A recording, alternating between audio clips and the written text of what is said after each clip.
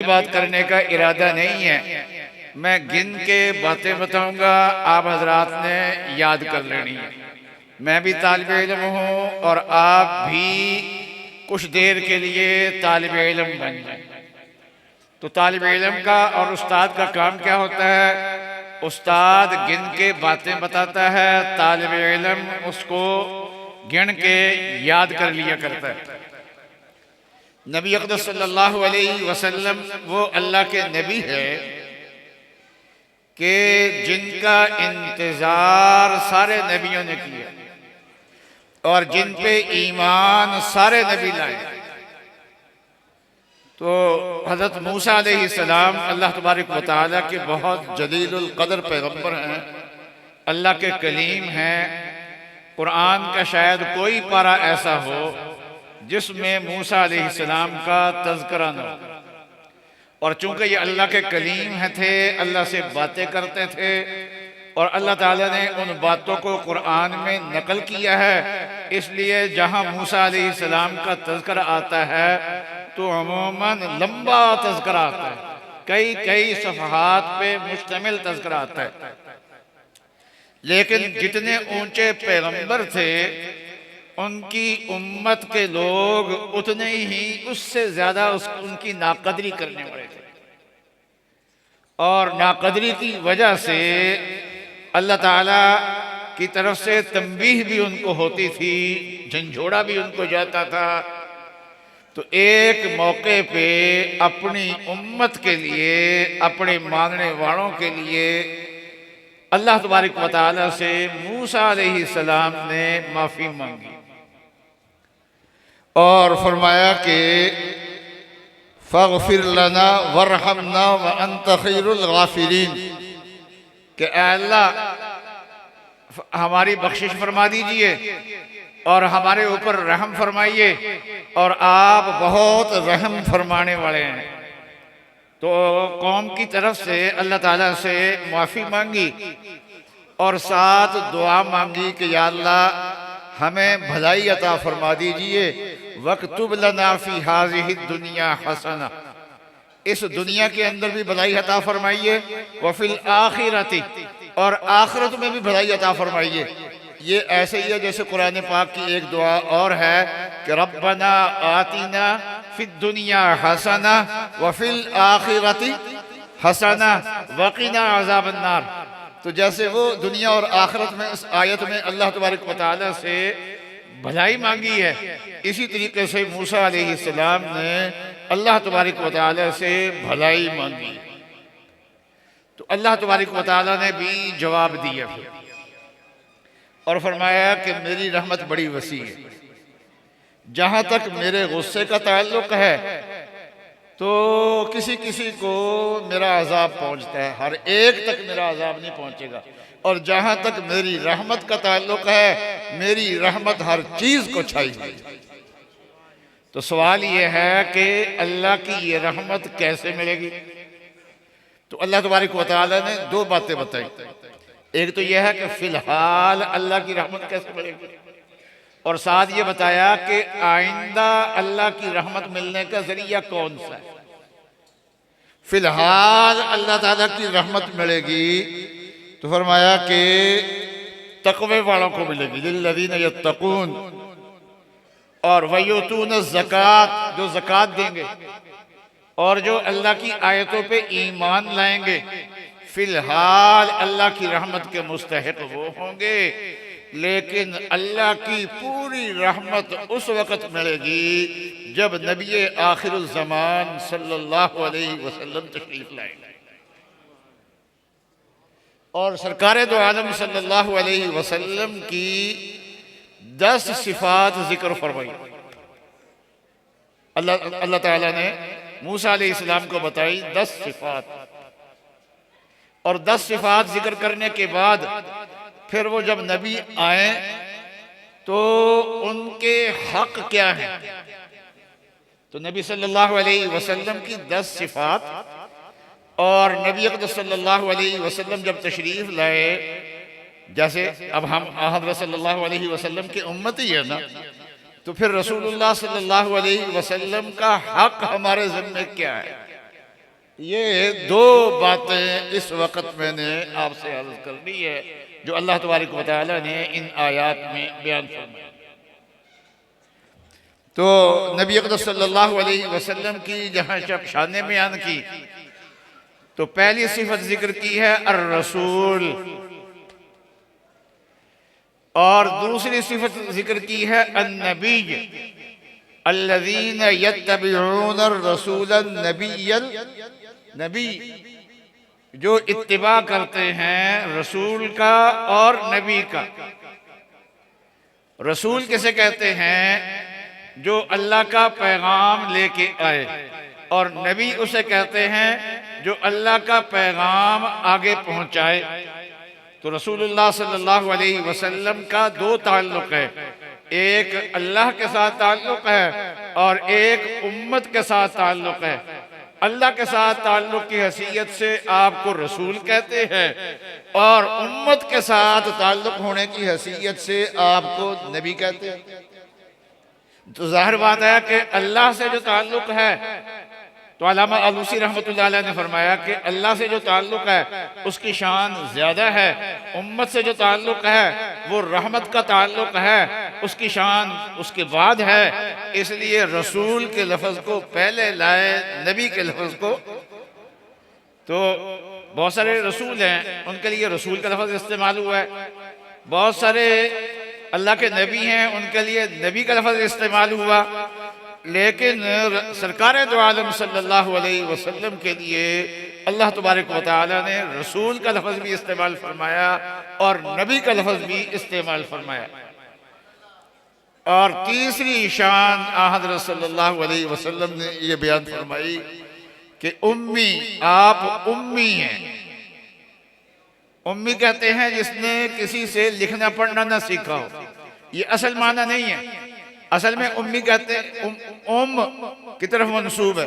ओम माँ को कहते हैं, और जो आदमी माँ के पेट से जब पैदा होता है तो उस वक़्त वो कोई चीज़ भी नहीं जानता होता, उसको ना लिखना आता होता है ना पढ़ना आता होता है। तो नबी अक़दस सल्लल्लाहु अलैहि वसल्लम ने भी किसी से लिखना भी नहीं सीखा था, पढ़ना भी नहीं सीखा था, किसी से कोई चीज़ सीखी नहीं थी। रसूलुल्लाह सल्लल्लाहु अलैहि वसल्लम ने उम्मी थे आप, और ये आपकी तारीफ के तौर पे ये कलिमा जिक्र किया जाता है।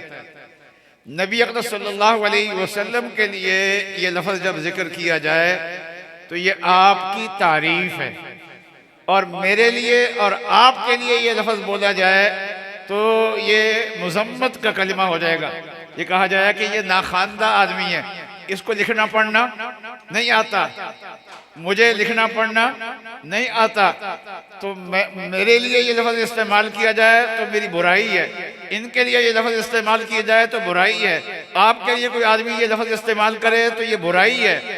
लेकिन रसूलुल्लाह सल्लल्लाहु अलैहि वसल्लम के लिए कमाल तारीफ है, इसलिए कि किसी से आपने न लिखना सीखा न पढ़ना सीखा, लेकिन आपके जरिए से वो उलूम आए, और उस वक़्त से लिखने और पढ़ने का सिलसिला शुरू हुआ, और सदियां बीत गई हैं। ये उम्मत लिखती आ रही है, पढ़ती आ रही है, और उलूम कहीं रुक नहीं रहे, कहीं उनका कोई ठिकाना नहीं है उन उलूम का।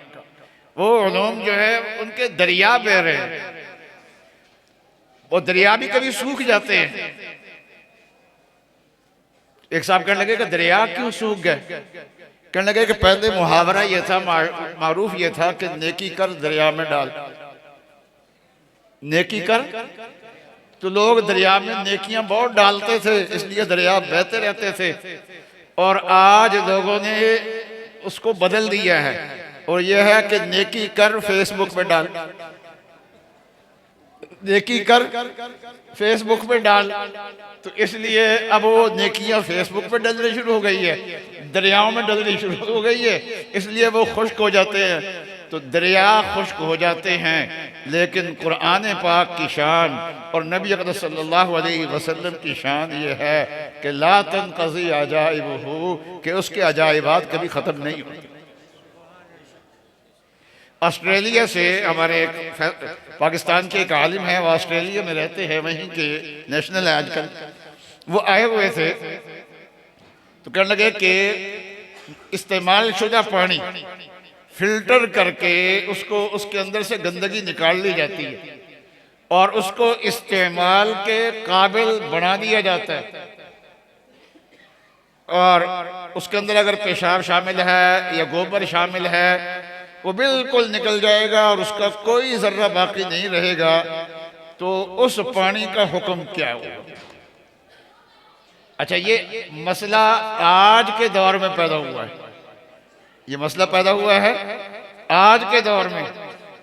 तो हमने अर्ज किया कि रसूलुल्लाह सल्लल्लाहु अलैहि वसल्लम तो ये बात पहले बता गए। मसला सवाल आज पैदा हुआ है।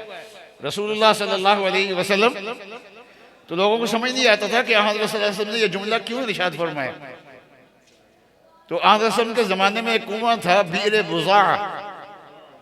तो बीर बुज़ा जो था ना, तो उसमें हवा से उड़ के गंदगी भी बढ़ जाती थी। तो पूछने वालों ने मसला पूछा, या रसूलल्लाह उसके अंदर फला फला चीज़ गिर जाती है, तो क्या उसके पानी का क्या हुक्म होगा? तो हज़रत सल्लल्लाहु अलैहि वसल्लम ने इरशाद फरमाया, इन्नल माअ तहूर ला युनज्जिसुहु शै। पानी दूसरी चीजों को पाक करने के लिए आया है, कोई चीज पानी को नापाक नहीं कर सकती। मतलब यह है कि पानी नापाक नहीं होता है। असल में पानी में अगर पेशाब पड़ जाए तो पेशाब असल में नापाक है, वो पानी में मिक्स हो गया इसलिए पानी को नापाक कर देते हैं। तो ये ऐसे ही है जैसे कपड़े को पेशाब लग जाए तो कपड़े को नापाक कहते हैं। असल में कपड़ा नापाक नहीं है, असल में नापाक तो पेशाब है, वो कपड़े के साथ लगा हुआ है इसलिए कपड़े को नापाक कर देते हैं। अगर उस पेशाब को दूर कर दिया जाए तो वो नापाकी खत्म हो जाएगी, कपड़ा पाक हो जाएगा। तो असल में कपड़ा नापाक नहीं था। तो पानी का भी यही सूरत हाल है, पानी को नापाक कहते हैं उसके अंदर गंदगी पड़ने की वजह से। और अगर गंदगी किसी अमल के जरिए से निकाल दी जाए तो वो पानी जो है वो असल में अपनी जात में तो नापाक नहीं है, वो तो नापाकी साथ लगी हुई थी इसलिए नापाक था। जब उसको अंदर से निकाल दिया तो वो नापाकी उसकी खत्म हो गई। हाँ अलबत्ता ये अलग बात है, बाज चीजें ऐसी होती हैं जो पाक तो हो जाती हैं लेकिन उनको पीने को दिल नहीं करता। आपके कमोड में टंकी चला दी जाए, गंदगी सारी बह जाएगी। अब कमोड में जो पानी खड़ा होगा, आप मसला पूछें तो ये जवाब यही है कि ये पाक है पानी, लेकिन पिएंगे नहीं आप, वो पानी आप पिएंगे नहीं। तो ये पानी भी पीने के लिए तो इस्तेमाल नहीं हो सकता, लेकिन और बहुत से कामों के लिए, फर्श धोने के लिए और इस तरीके से बहुत से रद्दी कामों के लिए इस पानी को इस्तेमाल किया जा सकता है। तो रसूलुल्लाह सल्लल्लाहु अलैहि वसल्लम की मैं बता रहा था कि आप उम्मी हैं, लेकिन क़याम आपने जो आपके जरिए से उलूम हासिल हुए, क़यामत तक इनके अंदर से उलूम उलमा निकालते रहेंगे, कभी ख़त्म नहीं होंगे। तो ये आपका कमाल है। तो तीसरी सिफत क्या है? उम्मी। और चौथी सिफत यह है कि अल्लज़ी यजिदूनहु मकतूबन इंदहुम फित्तौरात वल इंजील। रसूलुल्लाह सल्लल्लाहु अलैहि वसल्लम की सिफात तौरात और इंजील में लिखी हुई हैं। तो आपकी सिफात, आपकी अलामात तौरात और इंजील में लिखी हुई थी, इसलिए कुरान ने कहा कि यहूद आपको ऐसा पहचानते हैं जैसे बाप अपनी औलाद को पहचानता होता। अपनी औलाद को देख के शक और शुबा नहीं होता कि ये कौन है। इसी तरह उनको हुजूर सल्लल्लाहु अलैहि वसल्लम को देख के कोई शक और शुबा नहीं था, वो पहचानते थे। सिर्फ उस वक्त नहीं पहचानते थे, आज भी सच्चा मानते। चुनांचे हज़रत सल्लल्लाहु अलैहि वसल्लम ने फरमाया, जब हज़रत ईसा अलैहिस्सलाम आएंगे ना, दज्जाल को मारेंगे, उसके बाद फिर यहूदियों को मारना है मुसलमानों ने, कोई यहूदी रहने नहीं देना। तो रसूलुल्लाह सल्लल्लाहु अलैहि वसल्लम ने फरमाया कि अगर यहूदी पत्थर के पीछे छुपेगा तो पत्थर बोल पड़ेगा मेरे पीछे यहूदी छुपा हुआ है। और अगर दरख्त के पीछे छुपेगा तो दरख्त बोलेगा कि मेरे पीछे यहूदी छुपा हुआ है। तो फरमाया कि सिर्फ एक दरख्त है, वो यहूदियों का हामी है, वो नहीं बोलेगा। उसके पीछे अगर यहूदी छुपेगा ना वो नहीं बोलेगा, वो है गरकत का दरख्त। तो लोग बताते हैं कि इसराइल ने अपने इलाकों में ज्यादा गरकत के दरख्त लगाए हुए हैं, ये पौधे ज्यादा लगाए हैं उन्होंने, क्योंकि वो हुजूर सल्लल्लाहु अलैहि वसल्लम की बात के बारे में जानते हैं कि जो बात आपने फरमा दी है वो बरहक है, वो सही है। तो चौथी सिफत है कि उनकी शान जो है वो तौरात और इंजील में लिखी है। और पांचवी शान है या अमरुहुम बिल मारूफ, आप नेकी का हुक्म देंगे। और छठी शान ये है वयनहाहुम अनिल, और ये तमाम अंबिया अलैहिमुस्सलाम की सिफात है। और तमाम अंबिया अलैहिमुस्सलाम को अल्लाह तबारक व तआला ने इन्हीं कामों के लिए भेजा है, अमर बिल मारूफ के लिए और नहीं अनिल मुनकर के लिए। और सातवीं सिफात यह है वयुहिल्लु लहुमुत तय्यिबात, कि बहुत सारी पाकीज़ा चीजें, अच्छी चीजें बनी इसराइल पे हराम थी, उनके बदआमालियों की वजह से अल्लाह तबारक व तआला ने उन पे हराम कर दी थी। चुनाचे ऊंट का गोश्त उनके लिए हराम था, जानवरों की चर्बी उनके लिए हराम थी। तो रसूलुल्लाह सल्लल्लाहु अलैहि वसल्लम की शान ये है, सातवीं शान, कि आप आएंगे तो जो पाकीज़ा चीज़ें बनी इसराइल पे हराम थीं अब हलाल हो जाएंगी। और आठवीं सिफत रसूलुल्लाह सल्लल्लाहु अलैहि वसल्लम की बयान फरमाई वयुहर्रिमु अलैहिमुल खबाइस, और हज़रत सल्लल्लाहु अलैहि वसल्लम बुरी चीज़ें हराम कर देंगे।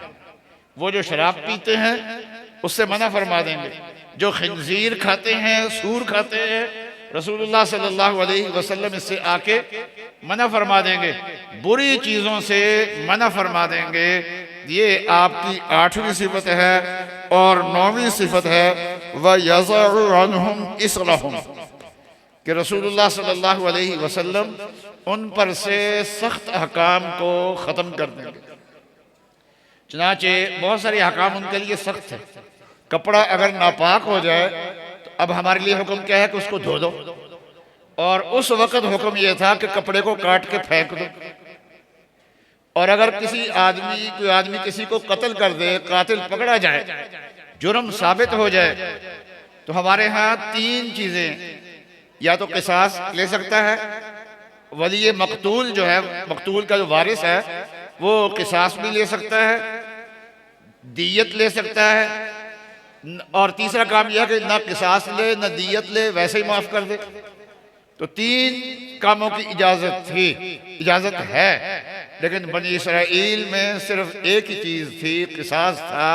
दियत और माफी उनके जमाने में नहीं होती थी। तो ये सख्त अहकाम थे, और भी बड़े सख्त अहकाम थे। तो हज़रत सल्लल्लाहु अलैहि वसल्लम आएंगे तो उनके अहकाम, सख्त अहकाम को ख़त्म कर देंगे। और 10वीं सिफत रसूलुल्लाह सल्लल्लाहु अलैहि वसल्लम, 10वीं सिफत भी बयान कर दूं ना, सुन रहे हैं ना? तो अपने नबी की सिफत, ये वो सिफात है जो अल्लाह तबारक व तआला ने आपकी बेइज्जत से पहले मूसा अलैहिस्सलाम को बताई है। तो 10वीं सिफत क्या है?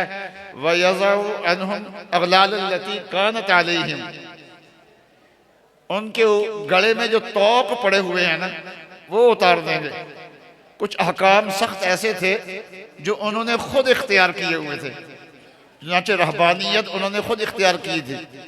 वरहबानियत इब्तदऊहा मा कतबनाहा अलैहिम, रहबानियत हमने नहीं उनको दी थी, उन्होंने खुद ही इसको इख्तियार कर लिया था। तो कुछ अहकाम उन्होंने तहरीफ करके खुद ही अपने ऊपर मुशक्कत डाल ली थी। इसको कुरान कहता है इनके गलों का तौक। तो नबी अक़दस सल्लल्लाहु अलैहि वसल्लम आएंगे, इनके गलों के तौक को ख़त्म कर देंगे। उनको तो इंतज़ार था कि नबी आए, हमारी मुश्किलात दूर हों, और हम खुशकिस्मत हैं कि पैदा हुए हैं नबी की उम्मत में, और ये मुश्किलात है ही नहीं हमारे। तो भाइयों और दोस्तों, अब ये 10 तो हो गए नबी सल्लल्लाहु अलैहि वसल्लम के तारुफ की चीज़ें। माशाल्लाह ये बच्चे भी ध्यान से सुन रहे हैं, बड़े अच्छे तरीके से सुन रहे हैं, आप लोग भी बड़े अच्छे तरीके से सुन रहे हैं। तो एक मरतबा इतनी सिफात सुनने के बाद एक मरतबा सुभान अल्लाह तो कह देना चाहिए ना हमें। जी जी जी। तो खातमुन नबीयीन की सिफात है ना ये सारी, तो एक खत्म नबूवत का नारे लगा दो, फिर लगाओ जी नारे।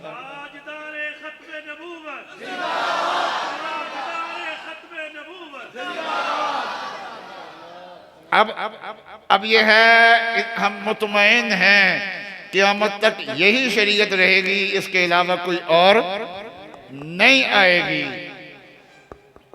और जो नबूवत का दावा करेगा आज के दौर में, तो याद रखिए अल्लाह तबारक व तआला और तो जो सज़ा देनी होगी, सबसे बड़ी सज़ा उसके लिए ये है कि वो अपने वक़्त का सबसे बड़ा झूठा होता है। नबी सबसे ज़्यादा सच्चा होता है, वहाँ झूठ करीब से भी नहीं गुजर सकता, वहाँ सच ही सच होता है, झूठ होता ही नहीं है। और जो झूठा नबूवत का दावा करता है उसके पास झूठ ही झूठ होता है, वहाँ सच नहीं होता। तो नबी अकरम सल्लल्लाहु अलैहि वसल्लम तशरीफ, हम आपके उम्मती हैं, तो बनी इसराइल को बताया गया कि जब वो आएंगे तो तुमने उनके चार हुकूक बयान फरमाए हैं और ज़िमन में 2 हुकूक इसके अंदर आ जाते हैं, इसलिए मिल के 6 हुकूक बन जाते हैं। बस ये 6 हुकूक बयान करके मैं आपसे इजाज़त लेना चाहूँगा। नंबर 1, फल्लज़ीना आमनू बिही, पहला हक़ ये है कि ईमान लाना है, हज़रत सल्लल्लाहु अलैहि वसल्लम पे ईमान लाना है। तो सबसे पहला हक़ तो आप पे ईमान है। और ईमान क्या होता है? आपकी ज़ुबान पे एतमाद, जो बात हमारी समझ में आ रही है वो भी माननी है, जो हमारी बात समझ में नहीं आएगी, हाँ आपको रसूल मानना है समझ के, रसूल मानना है समझ के, रसूल समझ के मानना है। लेकिन जब एक मरतबा रसूल मान लिया तो फिर उसके बाद हर बात पर दलील तलब नहीं की जाएगी, पर बड़ी दलील यही होगी कि हमारी सरकार की जुबान से निकले।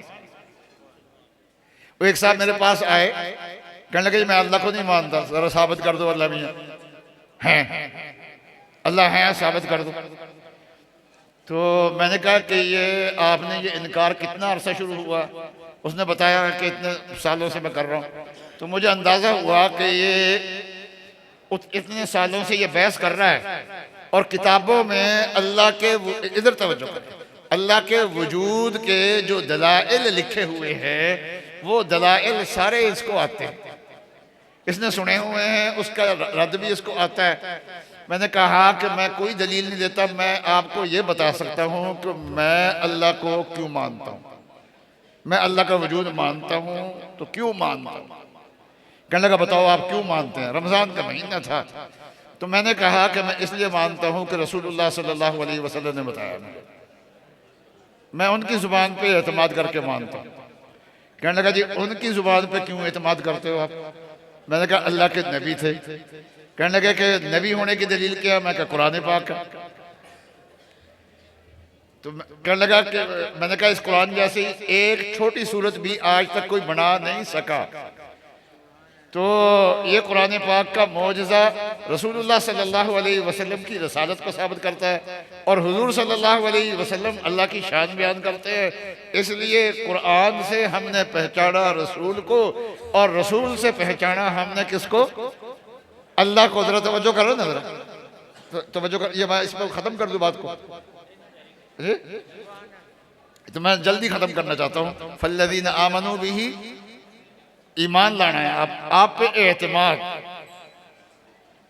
वल्लज़ीना आमनू बिही वअज़्ज़रूहु, और आपकी ताज़ीम करनी, आपकी अज़मत ज़हन में होनी चाहिए। और इंसान के दिल में जिस चीज़ की अज़मत होती है उसको इख्तियार करता है। अगर शलवार कमीज़ की अज़मत होगी ना तो इसको इख्तियार करेगा, और अगर पतलू पैंट और कोट की अजमत होगी तो इसको इख्तियार करेगा। तो अगर तो अंग्रेजों की अजमत दिमाग में सवार है, फिर चेहरा अंग्रेजों जैसा बनाएगा और टाई अंग्रेजों वाली लगाएगा, कोट अंग्रेजों वाला पहनेगा, पतलून अंग्रेजों वाली पहनेगा और पेशाब करके इस्तंजा किए बगैर पतलून की जिप बंद कर लेगा और अपनी पतलून में पेशाब भर लेगा। अगर अंग्रेज की अजमत उसके दिल के अंदर है और अगर सरकार दो आलम सल्लल्लाहु अलैहि वसल्लम की अजमत दिल के अंदर है तो फिर इस आदमी को दाढ़ी पसंद होगी, मूछें ये आदमी कटवाएगा और सर पे रसूलुल्लाह सल्लल्लाहु अलैहि वसल्लम ने पगड़ी बांधी है, ये पगड़ी बांधेगा और ये पतलून इख्तियार नहीं करेगा, ये टाई इख्तियार नहीं करेगा। अजमत जहां पर होगी इंसान उस चीज को इख्तियार करता होता है। वाह जरूर। और तीसरी चीज ये है आपका हक है, व नसरू, आपकी मदद करनी, आपके दीन की मदद करनी है। और ये आपका हक सिर्फ उलमा के जिम्मे नहीं है, हम सब के जिम्मे है। हम सबको गौर कर लेना चाहिए कि हम दीन को वक़्त कितना देते हैं, दीन को पैसा कितना देते हैं। हमारे पास दो चीजें हैं ना कीमती, वक़्त और तीसरी जान, माल, वक़्त। ये तीन चीजें हम दीन के लिए कितनी खर्च कर रहे हैं, बस उसके हिसाब से उतनी हम अल्लाह के दीन की मदद कर रहे हैं, रसूलुल्लाह सल्लल्लाहु अलैहि वसल्लम की व नसरू। और चौथा हक ये है वत्तबउन नूरल्लज़ी उन्ज़िला माहू, कि रसूलुल्लाह सल्लल्लाहु अलैहि वसल्लम जो नूर लेके आए हैं ना, जो नूर इनके सीने में आ गया। ये बच्चे देख ना, जरा बच्चे जरा खड़े होना, तो इनके सीने में क्या है जी? नूर। जो रसूलुल्लाह सल्लल्लाहु, बैठ जाओ, इनके सीने में वो नूर है जो रसूलुल्लाह सल्लल्लाहु अलैहि वसल्लम लेके आए हैं। और हमारा काम सिर्फ ये नहीं है कि ये नूर सीने में भर लें, बल्कि इससे आगे बढ़ के इसका इत्तिबा भी करें। तो इन बच्चों के वालिदैन है ना, आगे इनके लिए रास्ता सोचें कि इनको इस रास्ते पे लगाएं जिस रास्ते पे चल के ये कुरान के पे चलने वाले बन गए। वत्तबउन नूरल्लज़ी उन्ज़िला माहू। तो ये चार सिफात आपके हुकूक हो गए। आमनू भी, दूसरा वअज़्ज़रूहु, ताज़ीम आपकी, व नसरूहु, आपकी नुसरत, और वत्तबउन नूरल्लज़ी उन्ज़िला माहू। अच्छा, जहां ईमान होगा वहां मोहब्बत होगी लाज़मी, जहां मोहब्बत नहीं वहां ईमान नहीं। तो आमनू में रसूलुल्लाह सल्लल्लाहु अलैहि वसल्लम की मोहब्बत भी आ गई और आपकी ताज़ीम में आप पे दुरूद शरीफ भी आ गया। तो इस तरीके से कुल आपके हुकूक कितने बन गए जी? 6 हुकूक बन गए। ईमान, मोहब्बत, ताज़ीम, दुरूद शरीफ और आपकी नुसरत, और आप जो नूर लेके आए हैं उस नूर का इत्तिबा करना है। तो मैंने कहा था कि मैं तालिब इल्माना अंदाज से चंद गिन के चीज़ें बताऊंगा आपको। तो रसूलुल्लाह सल्लल्लाहु अलैहि वसल्लम की सिफ़ात कितनी बताई मैंने? 10। और मैंने अर्ज़ किया आपके जो हुकूक हैं जो कुरान पाक में बयान किए गए हैं, अल्फाज में 4 बयान किए गए हैं, 2 इनमें से समझ में आ रहे हैं। कुल मिला के कितने हो गए जी? 6 हुकूक हैं। तो ये हुकूक आपको अदा करने के लिए इल्म की ज़रूरत है। और इल्म कहाँ से मिलेगा आपको? तो मौलाना इम्तियाज़ साहब का के लिए दुआ करते रहे, अल्लाह ताला इनके डेरे को आबाद रखे। तो इन्होंने डेरे आबाद रहन तो साढ़े इत्ते फेरे रहन इंशाअल्लाह।